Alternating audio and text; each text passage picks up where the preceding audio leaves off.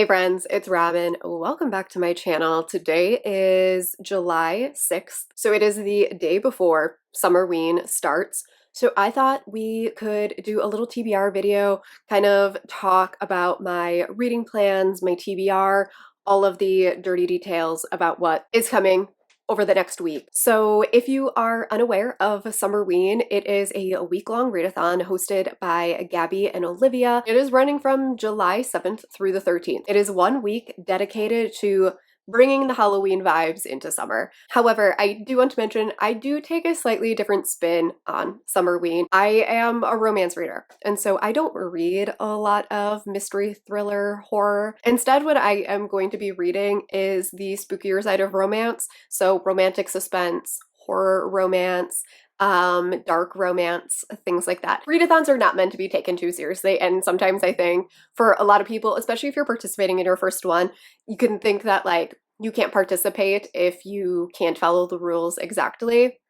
I'm all about stretching the rules and the prompts. That's a good segue into what the prompts are. This round has 5 prompts. The first prompt is to read in the dark. This is one of the prompts that they do every single round. This one will be a little bit tricky right now because it is the middle of summer and it doesn't get dark here until I don't know, 9:30, 10 o'clock. So, but we'll make it work. Prompt 2 is to read a thriller, but I might stretch this to include suspense, and all of my romantic suspense books will fit for that prompt. Prompt 3 is a book that is set in fall. Prompt 4 is a book that has an orange or black cover, or orange or black on the cover. And then the last one is to read a graphic novel, manga, or novella. So I think that is all of the details for what the readathon is and everything like that. So my plan for this week is this video is going up on the first day of the readathon so that you guys know what my TBR is, what my plans are, all of that stuff. And then I will have 2 vlogs that are coming out this week. The first one will come out on Monday, so that will be me vlogging Friday, Saturday, and Sunday. And then the second vlog will be coming out on the 14th, which will cover Monday, Tuesday, Wednesday, and Thursday. So for TBR stuff, I have 9 books that I am like putting on my official TBR, and then I have 6 additional like option books in case I DNF or I change my mind about something or whatever it is. I have backup books just in case. And so we're gonna kind of go through some of the books, talk about what they are. I don't actually know what some of these books are about, so I'm gonna grab my laptop and maybe we can look at some of these synopses and see what fits for what prompts, because I haven't thought about that yet. Laptop acquired. I'm just gonna open up my Goodreads. The first book is How to Bite Your Neighbor and Win a Wager by D.N. Bryn. I'm pretty sure this book went around a little bit during the Trans Rights Readathon, and it is a paranormal romance. I want to say that this is kind of like lighthearted and more on the humorous rom-com-y side than the like dark romance side. And it also would fit for the prompt of having an orange cover because this is quite orange. It says it's a slow burn paranormal romance full of laughter, angst, and thirsty pining. I'm trying to get a good mix of like the vibe of the book because I am not the biggest dark romance reader, and I'm not big on like blood and gore and horror. So I'm trying to mix it up so that I don't burn myself out in any one way. The next one I have is Hints of Spice by Christina C. Jones. And this is the one where I'm just like, I don't even know if this fits in any way, but every time I see this cover, it gives me fall vibes. And so I've been looking for a good reason to read this, and it's like kind of orange-esque, right? It says, when Sin packs up and moves herself, her mother, and her baby girl away from their home in Connecticut, she has no plans to make a love connection. She's just trying to get settled into her new home, new job, and new life, until Landry comes to her front door. Together, they explore the potential of a new romance neither of them was looking for, sweet and a little spicy. Like, I'm assuming this has nothing to do with fall. I don't know, maybe it's set in fall. Maybe this will fit for this set in fall one, but the cinnamon on the cover just makes me think of fall. And so I'm using that as an excuse to read it for this readathon. Plus, this is extremely short. It's 85 pages long. I forgot to mention that How to Bite Your Neighbor and Win a Wager is also going to be a KU book. I tried to get a good mix of audiobooks and ebooks since I do read both. The next book is The Inevitability of Death's Gate by Nika Marie. And this one does fit far more for the readathon than some of these other ones because this, I think, does have like a romance in it towards the end. And I think it will get more romance heavy in the future. But this first book, I believe, is more of like a paranormal dark family saga. And the synopsis on Goodreads said, a Hobbs witch has always held death's gate, but for the first time, the next gatekeeper has no magic. Our heroine is an overachieving realist who knows that her summer tradition of taking a couple of months off from real life to spend them with her grandmother is on borrowed time. She decides that this will be her last summer, but when she starts seeing spirits, hearing voices, and is accosted by a demon, her plans turn to dust. After confirmation from her grandmother, magic becomes her reality, and her role as the next gatekeeper looms over her future. She has a lot of catching up to do, but with the help of a stunning stranger, her grandmother, and the voice in her head that continues to grow stronger, she wades into the secrets connecting her family to the opportunists around them. She needs to decide if who she wants to be and who she needs to be can coexist. Family is everything, especially in this. And I actually got this one on Hoopla. It doesn't have an audiobook since it is a brand new self-published debut. Audiobooks are expensive, but this is available on Amazon. It's not on KU, but it is available on Hoopla if your library has Hoopla. The next book is Her Vigilante by Lillian Lark, which is a dark romance novella, I believe. If I'm remembering correctly, this is one of the books that I added to my TBR after one of our A to Z live shows over on Stef from the Novelty Corners channel. And I actually got the audiobook for this one on Scribd because this is also not on KU. And I tend to not purchase Kindle books unless they go on sale for like 99 cents. If I am remembering correctly, this is following a detective and a serial killer, maybe? The synopsis is one of those that it's like telling you a story. It doesn't really tell you the plot. Oh yeah, FBI agent serial killer romance. Thank you, Riley. Your review was right at the top. Let's see what's next. The next one is Charming the Devil by Sarah Blue, which is the sequel to Charming Your Dad, which I read in my Single Dads vlog. And I shockingly loved that book. And I want to continue on with the series. I do think we're getting like more books in this series following different characters, but this one is following Lilith and the Devil. If you watched my Single Dads video, I talked about how this series, it wasn't anything like new and unique and exceptional, but it was so entertaining that I want to read more.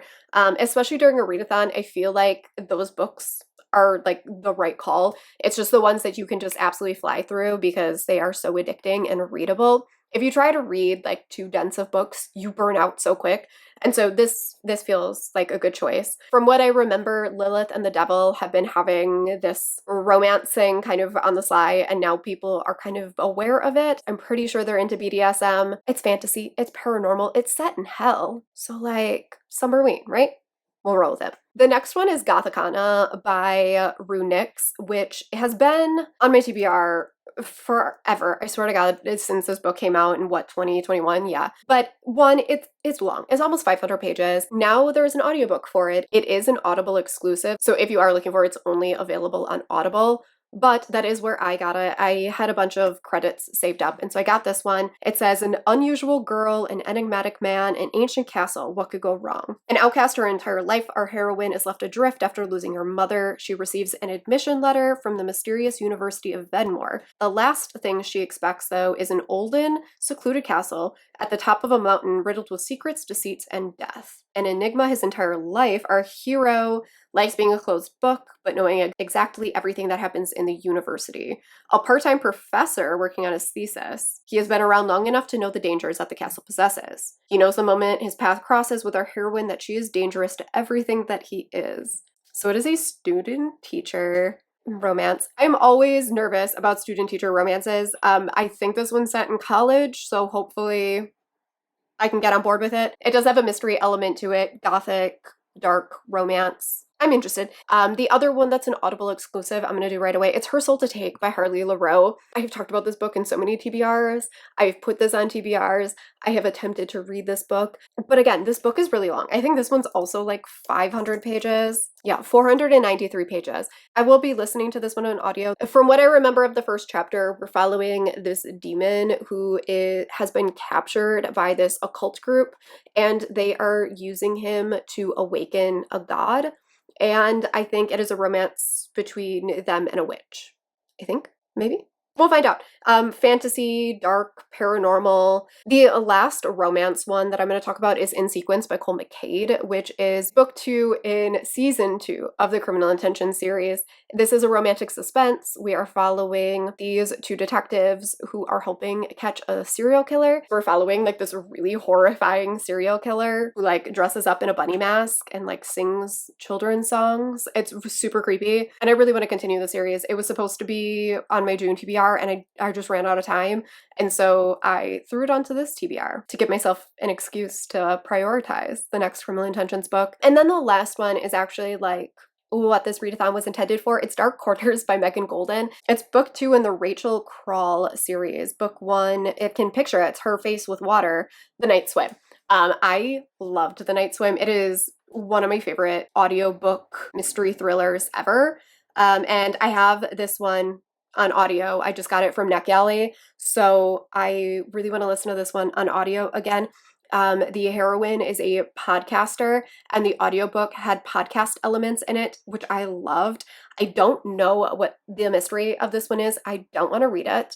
The first one had to do with a rape case, and she was following this case at the same time was trying to solve this murder mystery in that town while covering the case simultaneously. But I do think that heroine, like her podcast was all about different crimes. So if I had to guess, this is probably following a new crime. So that's the last book on my official TBR. Like I said, I do have a couple of like backup options.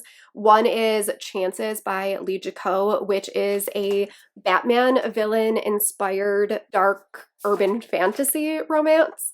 And I don't remember which Batman villain this one is, but book 2 comes out in July, which follows Scarecrow. And so I'm curious. The reason this one didn't get put on my official TBR is because this is like 550 pages.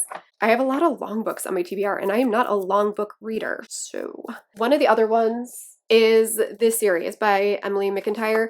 I own the first 3 books, and I still have not read Hooked. And I think this is a dark romance inspired by Peter Pan. The Vampire King by Kenya Wright is a book that I found through Heather, who introduced me to a new booktuber, and I'm totally blanking on who it was that recommended this. But this is the start of a vampire series. It sounded really good, but it is the start of a series, and I think this first one ends on a cliffhanger, and I didn't know if I wanted to commit to that during a readathon. This is one that I really want to read. I just don't know if it's quite right for a readathon. Same thing with Revelations by Nicole Knight. This was definitely part of my fantasy series. This is the start of a series, but I think it's a series of like completed romances. We have Prince of Killers by Layla Rain. Someone recommended this one to me.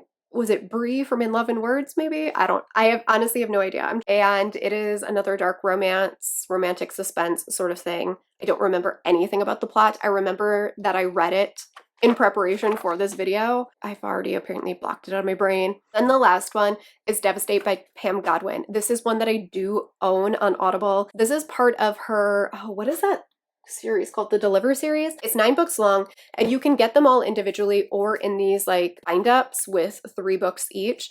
And I own this one physically, and I got like the bind-up audiobook for the next 3.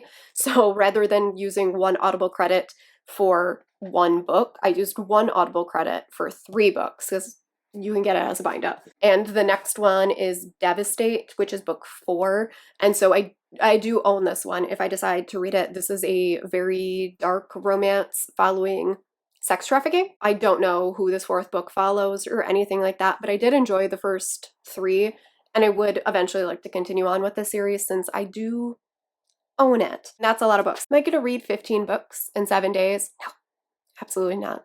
Not even close. I'll probably read, if I had to guess, I'll probably read 6 books. So that's kind of what we're aiming for is 6, but I have 9 on my official TBR. If you are watching this the day that it goes live, I am doing sprints with Rachel from Happy Go Lovely Sleeves over on her channel to kick off the start of the readathon. It's going to be at noon Pacific Daylight Time, which is 2 p.m. Central Daylight Time. So if you want to go watch that, that will be linked down below. I kind of want to do another reading sprint possibly on Monday. I do have off work Friday and Monday. I'm kind of thinking that it would be fun to do some sprints both days. So we'll see if that ends up happening. I think the only other thing I really wanted to mention was that on top of these reading vlogs that you're going to see, I am planning to do updates in other locations as well. So I will do like daily sort of reading updates over on my Instagram, in my stories. That's where I will share like my graphics for my TBR and my book reviews and all of that stuff. And then over on Threads, I will probably be doing more random updates every single day where I'm just gonna kind of share random thoughts about the books that I'm reading in real time. So if you want to watch me like freak out about a book or the twists or whatever, I'll be doing that over on Threads. I will probably create one for each day so you can follow along and watch my reactions in real time. You'll get a lot of them in the vlog, obviously, but I mean, the vlogs you have to edit down to be a reasonable length. I'm not entirely sure what I'm going to pick up first. You will have to watch the first vlog to figure all of that out. But let me know if you are participating in this readathon. Let me know what you are reading. If you have a TBR or you're planning a vlog, please let me know because I would love to follow along with everyone else's reading. So thank you guys so much for watching, and I will see you all in my next video. Bye.